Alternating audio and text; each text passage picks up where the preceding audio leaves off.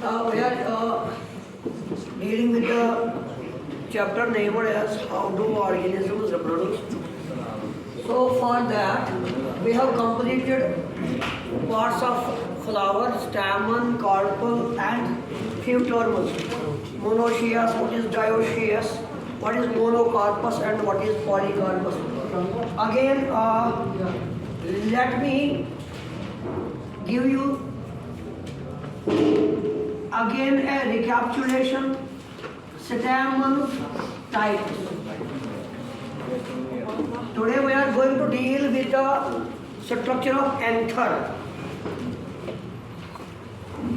Before that, you must know the types of stamen.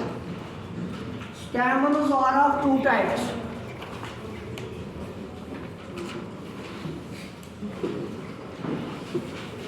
One is on the basis of lobes and another is on the basis of attachment of filament. Attachment of filament. बहुत सारे बच्चों को ये इसकी recapitulation मिलेगी और बहुत सारे बच्चे जो आए नहीं थे. तो बेटा on the basis of lobes we have this type of stamen. This stamen has two lobes. So either this is called bilobed stamen. Bilobed stamen. Because the swollen part anther. Swollen part, जो swollen part होता है उसको anther बोलते हैं और जो slender like part होता है उसको filament बोलते हैं. It is bilobed. Bilobed को हम दूसरा नाम बाइथिकस भी बोलते हैं. बाइथिकस बहुत सारे लिखते हैं डाइथिकस, आपकी मर्जी, बाई लिखो या डाई लिखो. एक दूसरा स्टेम कुछ इस तरह आपको मिलेगा. जगह यहाँ पे कोई लोब नहीं है, यहाँ this is called monothecous. It is single lobe, तो इसको हम मोनोथिकस स्टेमन बोलेंगे. नंबर सेकंड पॉइंट, जो यहाँ पे आप लोब्स को जो सेपरेट कर रहा है बेटा, ये वाली चीज बेटा, दिस इज कॉल्ड कनेक्टिव. जो दो लोब्स को सेपरेट करता है उसको कनेक्टिव बोलते हैं. और मैं बोलूँ either it is a sterile part. Connective is a sterile part. Sterile का मतलब हो गया it don't take part in reproduction. एक कोई रिप्रोडक्शन में काम नहीं कर रहा है, इसलिए कनेक्टिव को हम स्टेराइल पार्ट भी कहते हैं. ये था on the base of lobes, bilobed, bithecous and monothecus single lobed. Number one. Number two, we do have the again attachment of filament. If it is an anther, bilobed anther, if the filament is attached at the base like this, filament is attached at the base, the stamen is called basifixed stamen. Basifixed stamen. Again, we do have one more type. If either we do have every part, every organ has two sides, ventral and dorsal, anterior, posterior, inferior, superior. So जब dorsal side में ये filament attach होगा, then this is called lateral or dorsifixed stamen. ये दो हो गए higher. अगर dorsal side ये अटैचमेंट है फिलामेंट का, then it's called dorsifixed. And one more we have This is the connective. If either the filament is as long as from the connective, वहां से बराबर नीचे तक जो फिलामेंट है, this is called adnate stamen. It is called adennate stamen. Just let us have the detailed structure of anther. क्योंकि जब तक आप एंथर नहीं समझोगे, पॉलन ग्रेन कैसे बनता है ये नहीं समझोगे, आपको फर्टिलाइजेशन का कॉन्सेप्ट बिल्कुल नहीं आएगा. सिर्फ आज तक हमें घोटा पढ़ाते आए हैं, फोटो मेमोरी समझ नहीं आएगा तब तक जब तक हम एंथर की इंटरनल एनाटॉमी पढ़ेंगे. So it was about the types of stamen. अब क्या करेंगे हम, अब इस एंथर को हैदर हम ऐसे काटेंगे, ट्रांसवर्सली काटेंगे, उसको हम बोलते हैं ट्रांसवर्स सेक्शन ऑफ एंथर. हम लिखेंगे उसको ट्रांसवर्स सेक्शन ऑफ एंथर. इसी ट्रांसवर्स सेक्शन ऑफ एंथर को हम माइक्रोस्कोप के अंदर लेंगे तो क्या होगा सर, किस तरह की शक्ल हमें नजर आएगी. जब हम इसके ट्यूब को हटाएंगे तो इस तरीके की शक्ल हमें दिखाई देगी. आप देखेंगे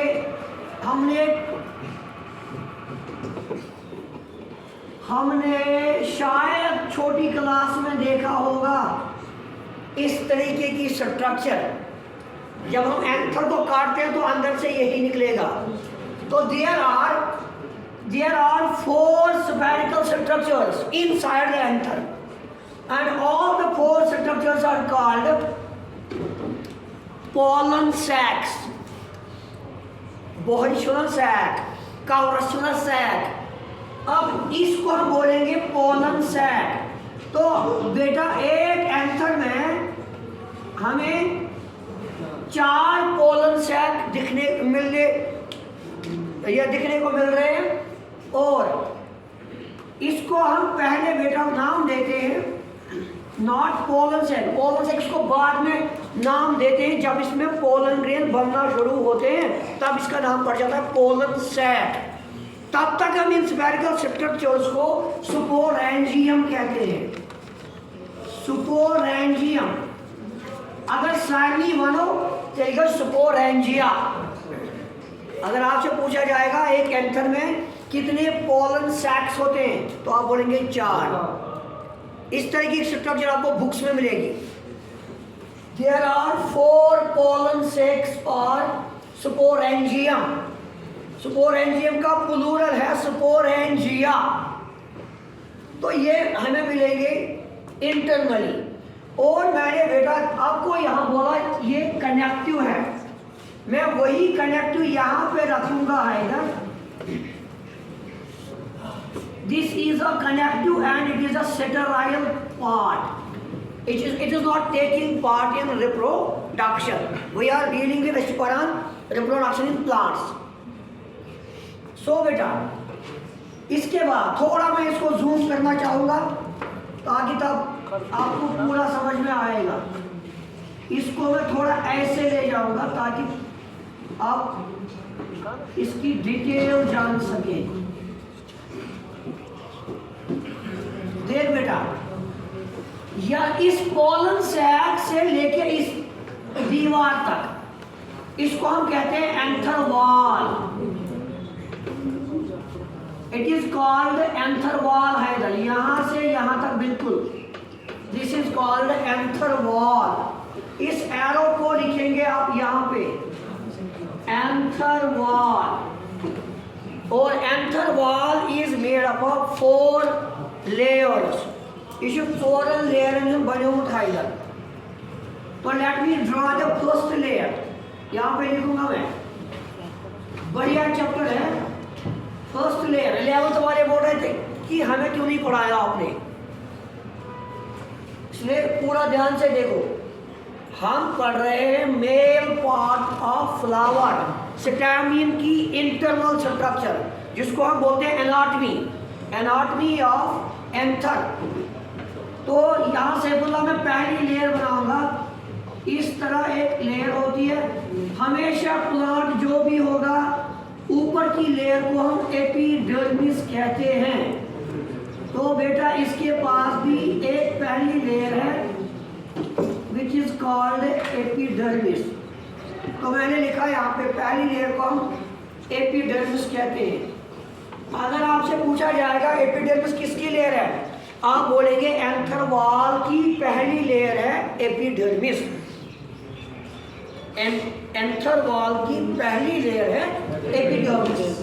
then again I am drawing a radial shaped one more layer, radially arranged. This is either the second layer,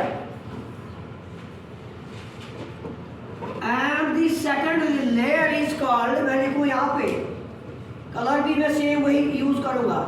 second layer को हम एंडोथीशियम बोलते हैं, एंडोथीशियम बोलते हैं।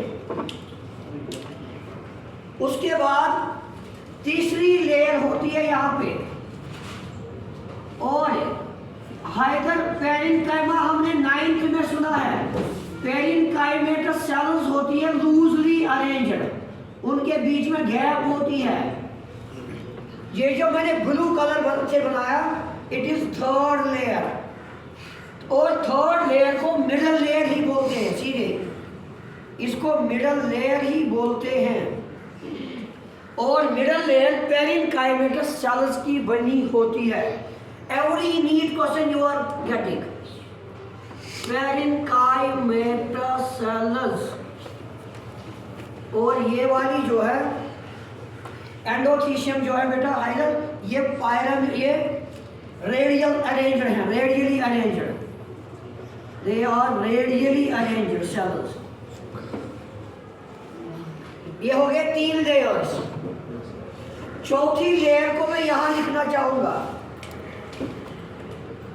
चौथी layer, fourth layer of anther wall. सारी चीजें मैं बताऊंगा कि पॉलन ग्रेन कहां बनेगा, और इस पॉलन ग्रेन की फॉर्मेशन को हम स्पोरोजेनेसिस बोलते हैं। और ये माइक्रोस्कोपिक होता है, इसलिए इसको बोलते हैं माइक्रोस्पोरोजेनेसिस। स्पोर का बनना, जेनेसिस, जेनेसिस का बनना, स्पोर बन रहा है, और माइक्रोस्कोपिक है ये, इसलिए माइक्रोस्पोरोजेनेसिस। तो फोर्थ लेयर जो है उसको मैं इस वॉल पे रखूंगा बेटा, इस पॉलन सैक पे रखूंगा, ताकि पूरी तरह से आपको समझ में आए। एक और लेयर यहाँ पे है, इस लेयर को हम बोलते हैं tapetum. Fourth layer is called tapetum. Tapetum sir, ये टेपिटम क्या करेगा? जितने भी पॉलन ग्रेन बनते हैं उनको चाहे हमें ताकत देनी है। ताकत कहाँ से मिलेगी? ताकत यही टेपिटम देती है। Tapetum is a nutritive layer, it is a nutritive layer. पहला पॉइंट लिखो है इधर, थोड़ा थोड़ा मैं बता रहा हूँ। दूसरा point, it secretes an enzyme. Tapetum से एक एंजाइम निकल आता है which is called callase, callase enzyme. Sir इसका काम क्या है? इसका काम क्या है समझो।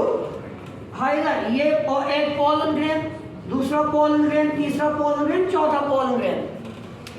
जो ये पॉलन ग्रेन है ये बिल्कुल फिक्स्ड होते हैं, बंद होते हैं, बंद पड़े होते हैं। जो इसको बंद करता है उसको कैलोस थिकनिंग बोलते हैं। क्या बोलते हैं? जब इस पॉलन ग्रेन जब ये मैच्योर होता है, भाई आपको अब निकलना है अपने फ्लावर से, आपको निकलना है पॉलिनेशन के लिए, फीमेल के पास आपको जाना है, इसलिए निकलो। लेकिन इसको कौन जकड़े हुए था? Callus thickening, callus thickening.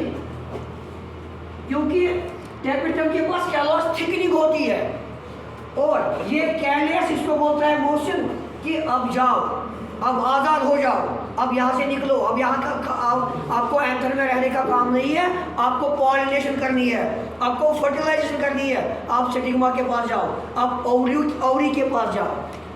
तो इस एक एंजाइम, दूसरा एंजाइम मैं नहीं बोलूँगा क्योंकि आपको समझ में नहीं आएगा, अभी जब मैं ये समझाऊंगा तभी आपको समझ में आएगा। दूसरा एंजाइम टेपिटम से निकलने वाला।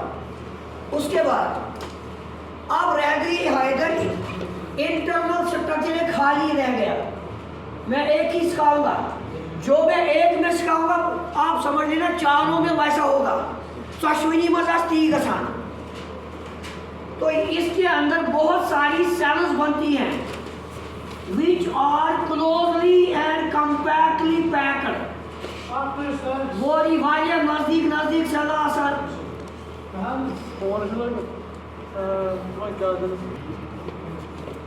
देखो बेटा, मैं बोल रहा था कि जो पॉलन सैक है या स्पोरेंजियम है सर्वदा, इसके अंदर बहुत सारी सेल्स बनती हैं और इन सेल्स में बिल्कुल गैप नहीं होती है।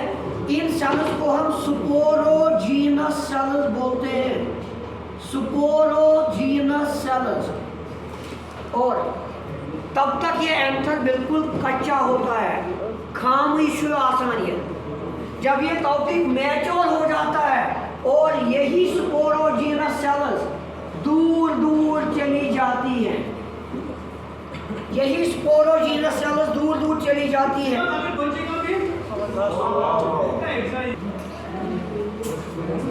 मैं बोल रहा था जब ये मैच्योर हो जाएगा, जब यही एंथर मैच्योर हो जाएगा और ये पॉलन सैक जो है ये बढ़ जाएगा, इसकी ग्रोथ होगी और ये सेल्स जो है इनमें अंदर से जगह आएगी और ये सेल्स भी बढ़ जाएगी।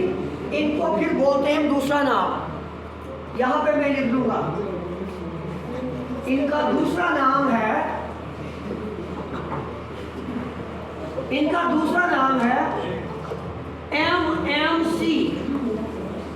MMC नाम। अभी तक ये नजदीक थे, छोटे थे, इनका नाम था स्पोरोजीनस सेल्स। अब ये बड़े हो गए, अब इनका नाम पड़ गया MMC, microspore mother sales. Microspore mother sales. और हाइडर यही बनाएंगी pollen grain. Microspore mother sales. बेटा क्या हो जाएगा, देखो आपको मैं समझाऊंगा 2n और n में क्या फर्क है। हमारे पास 46 क्रोमोसोम्स होते हैं, उसको 2n बोलते हैं, डिप्लॉयड। जब इन 46 क्रोमोसोम्स को हम आधा करेंगे तो 23 बनेंगे यूनिट्स। तो 23 को हम सिंगल n लिखते हैं। हैप्लॉयड हाफ नंबर को हैप्लॉयड बोलते हैं, हाफ नंबर को हैप्लॉयड बोलते हैं, फुल नंबर को डिप्लॉयड बोलते हैं। ये अभी इतना याद रखो बस। 46 क्रोमोसोम को ये एक साथ जब 46 तो डिप्लॉयड है। जब रिप्रोडक्शन के बाद मेल से क्रॉस होनी है, फीमेल से क्रॉस होने हैं, तो ये 23 आएगा मेल से, 23 आएंगे फीमेल से। तो हैप्लॉयड और हैप्लॉयड आता है, वही बनाता है डिप्लॉयड। तो यहाँ पे भी बेटा इस माइक्रोस्पोर मदर सेल में चीज हो जाएगी। ये अब माइक्रोस्पोर मदर सेल, ये सारी सेल नमस, लेकिन मैं आपको एक सेल की सिखा रहा हूँ। इस सेल की मियोसिस होगी, इस सेल की मियोसिस होगी और एक सेल से 1 2 3 और 4 सेल्स बनेंगी। इन्हीं को हम पोलन ग्रेन्स कहते हैं। सो बेटा पोलन सैक, स्पोरोजीनस सेल्स जब मैच्योर हो गया एंथर, अब बन गई है माइक्रोस्पोर मदर सेल्स। इनको माइक्रोस्पोर क्यों बोलेंगे? मदर सेल्स, मदर मतलब पोलन ग्रेन इनसे जन्म लेता है। That's why they called microspore mother cell. इसकी मियोसिस होके पास 4 पॉलन ग्रेन बनेंगे। एक सेल से 4 पॉलन ग्रेन बनते हैं, लेकिन वो भी क्या बनेंगे? Haploid, haploid, haploid. ये चीज याद रखेंगे। तो बेटा मैं अब इस सैक में सिखाऊंगा। अब हाइड्र बन गए हमारे पास 4 पोलन ग्रैन्स। कितने बन गए? 4। और इसी माइक्रोस्पोर मदर सेल से बन गई। समझ लेना पूरा। और आप ये मत समझ लेना कि इसी यत्मस होगा, यत्मस का यश अलग नहीं, ये इसी में सारा होगा, इसमें भी सारी चेंज होंगी। आपको समझाने के लिए मैं अलग अलग सिखा रहा हूँ क्या हो जाएगा। तो बेटा ये पोलन ग्रेन 4 जो है, इनके साथ जुड़ी होगी कैलोस थिकनिंग। ये बंद पड़े हैं कैलोस थिकनिंग से, नंबर 1। नंबर 2, इनको सेफुला, दूसरा नाम गैमीटोफाइट बोलते हैं। सर इसको मेल गैमीटोफाइट भी कहते हैं, पोलन ग्रेन भी कहते हैं। याद रखना बेटा, जब तक पोलन इस स्फेयर में स्पोरोजीनस सेल्स हैं, तब तक इसको स्पोरेंजियम बोलते हैं। जब इसमें माइक्रोस्पोर मदर सेल आ गई, अब ये कहलाएगा पोलन सैक। तो एक एक एंटर के पास 4 पोलन सैक होते हैं। माइंड इट, इंटरेस्टिंग चैप्टर है। अब क्या होगा बेटा? अब कैलेस, जो मैंने अभी लिखा था, कैलेस एंजाइम, टेपिटम से निकलने वाला एंजाइम, ये बोलेगा भाई हट जा। ये कैलोस थिकनिंग को बोलेगा हट जा, क्योंकि ये पोलन ग्रेन मैच्योर हो चुका है भैया, अब आपको फील्ड में निकलना है। तो मान लो अब ये पोलन ग्रेन यहाँ आ गया, यहाँ नहीं आएगा, ये बाहर निकलेगा। आप क्वेश्चन पूछेंगे सर यहाँ पे बेंड क्यों है? यहाँ पे बेंड क्यों है? क्योंकि ये जो 4 लेयर्स हैं, ये सारी और 4 लेयर हैं। वे होता है इसी पीछे मगर इसे सर्चिंग 4 लेयर, माइंड इट। और जब ये 4 लेयर मिलती है तो ये फाइब्रस कोट बन जाता है, बढ़िया हार्ड स्ट्रक्चर बनानी है। और पोलन ग्रेन इस स्ट्रक्चर से बाहर नहीं निकल सकता, इसलिए यहाँ पे जहाँ हाइड्र बेंड है, वहाँ पे ये लेयर्स एब्सेंट होती है। जिस साइड ये बेंड है सोहेब, वहाँ पे ये लेयर्स एब्सेंट होती हैं। और जब विंड आएगी या कुछ भी आएगा तो ये यहाँ से, ये एंथर यहाँ से टूट जाता है। जब ये टूट जाएगा और इससे क्या रिलीज होंगे? Pollen grain. और पोलन ग्रेन कहाँ चिपकेगा? स्टिग्मा पे। वो दूसरा टॉपिक है हमारे पास। तो इस एंथर के टूटने को डेहिसन्स बोलते हैं। डेहिसन्स बयासु मटर गाड़ी खेमत मटर हैमर, उसका क्या हो जाता है? पार अलग अलग करा, तो ये ना देल करा अलग अलग, ये भी साइड से देल चटक, that's not dehiscence। Doon फुटरा, Doon च पाने गोमर नेरा नेवर, that's not dehiscence। अब डिपेंड करता है कि किस साइड डेहिसन्स होगी। तो यहाँ इधर डेहिसन्स होगी, क्योंकि इधर ये लेयर्स एब्सेंट होती हैं। अब मैं इसको सिखाऊंगा पोलन ग्रेन की structure.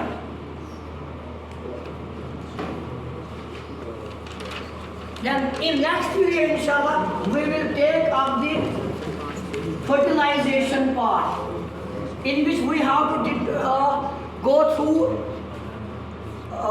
by the structure of ovary और पिस्टिल बोलते हैं उसको।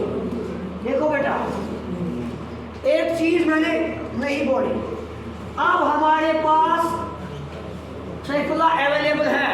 Now pollen grain is ready to separate, that's what pollination को बोलते हैं, transfer of pollen grain from anther to stigma. लेकिन पोलन तो बनना चाहिए ना। पोलन ग्रेनस ब्याख now male gametophyte. Phyte means plant, gamete means sex cell, male means anther की। मेल गैमेटोफाइट और पोलन ग्रेन। सो ये पोलन ग्रेन का हाइड्रोप्लाज्मा मेम्ब्रेन है, याद रखना। प्लाज्मा मेम्ब्रेन के ऊपर रिजवा एक और लेयर ये सक्रीट करता है। इस लेयर, जो रेड कलर की लेयर है, इस लेयर को इंटाइन बोलते हैं। इस लेयर को इंटाइन बोलते हैं। बेटा मैं सिखा रहा हूं आपको पोलन ग्रेन की स्ट्रक्चर। इंटाइन के ऊपर एक और लेयर बन जाती है, इस तरीके की लेयर में बना होगा, इस तरीके की लेयर। इस लेयर को एक्साइन बोलते हैं। इंटाइन के अंदरिम लेयर, एक्साइन के नेवरिम लेयर। इसको आप फिल करेंगे।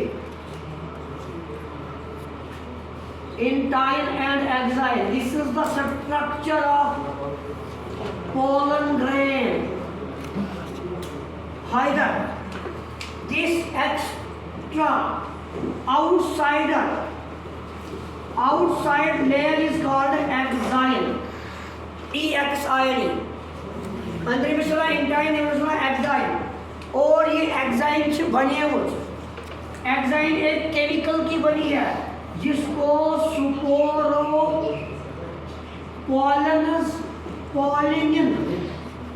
स्पोरोपोलिनिन की बनी है। It is a chemical sporopollenin, जो केमिकल टैपिटम से निकलता है। Tapetum is a fourth layer of anther wall. तो चौथी लेयर से स्पोरोपोलिनिन निकलता है केमिकल, और इसी से एक्साइन बनता है। इससे एक्साइन बनता है। But exine is a resistant layer, resistant, highly resistant. It is highly resistant sir. उसके बाद क्या होगा? देखो बेटा, अंदर क्या होगा? हर सेल का एक न्यूक्लियस होता है। पोलन ग्रेन का एक न्यूक्लियस अपना है। इसका डिवीजन होगा, न्यूक्लियस का डिवीजन होगा, विच इज कॉल्ड, न्यूक्लियस का डिवीजन को कहते हैं Cairo. कैरियोन means nucleus and kinesis means division. Karyokinesis होगी यहाँ पे, और इस न्यूक्लियस के दो न्यूक्लियस बनेंगे, दो सेल्स बनेंगी। आपको डिटेल पूरा समझ आएगा जब हम फर्टिलाइजेशन पढ़ेंगे। याद रखना बेटा, दो सेल्स बन गई, फिर क्या होगा? इस छोटी वाली, इस सेल के ऊपर एक कवरिंग चढ़ जाती है, स्पिंडल शेप्ड कवरिंग, और बाकी रह जाते हैं लार्ज। देख, लास्ट पॉइंट में सिखाने जा रहा हूं। This is hider pistil, stigma style and ovary. आपने सुना होगा पोलन ट्यूब, वो किससे बनता है? इस वाली सेल को ट्यूब सेल बोलते हैं, और वेजिटेटिव सेल, याद रखना भाई, वेजिटेटिव सेल। और इस वाली सेल को जनरेटिव सेल कहते हैं, जनरेटिव सेल। मैं समझाऊंगा बेटा। यहाँ पे होते हैं, एग होता है, सिनर्जिड्स होते हैं, दो सेल्स और होती हैं, बहुत सारी चीजें होती हैं, दो न्यूक्लियाई होते हैं। वो मैं आपको बाद में सिखाऊंगा क्या होगा। पिस्टल का टॉपिक अलग से पढ़ेंगे हम, लेकिन फिर से समझो जिगर, जब ये पोलन ग्रेन आएगा रिजवान, ये बैठेगा कहाँ पे? स्टिग्मा पे। और जब ये स्टिग्मा पे बैठेगा तो ये अपने प्लाज्मा मेम्ब्रेन को लंबा बनाएगा। दिस प्लाज्मा मेम्ब्रेन, ब्लैक वाला प्लाज्मा मेम्ब्रेन, इसका ब्लैक जो है ये लंबा जाएगा, इस तरह ये इसके अंदर आएगा हैदर, बिल्कुल इसके अंदर ये वॉल आएगा। This is called pollen tube. ये पोलन ट्यूब आके फर्टिलाइजेशन करेगा। लेकिन समझाना मुझे क्या है कि सर अगर आपने एग्जाइम बोला सख्त है, इसकी कवरिंग बिल्कुल सख्त है, तो ये पोलन ट्यूब कहाँ से निकलेगा? ये पोलन ट्यूब कहाँ से निकल के ओवरी में घुस जाएगा? सो बेटा मैंने यहाँ पे गैप रखी है। These gaps are called germ pores. These gaps are called germ pores. और इन्हीं पोल से ये प्लाज्मा मेम्ब्रेन किसका? पोलन रेन का अर्थ ट्यूब। और वही ट्यूब ये 2 सेल्स लेके घुसेगा किसके अंदर? ओवरी के अंदर। इंशाल्लाह next video we will discuss about the fertilization.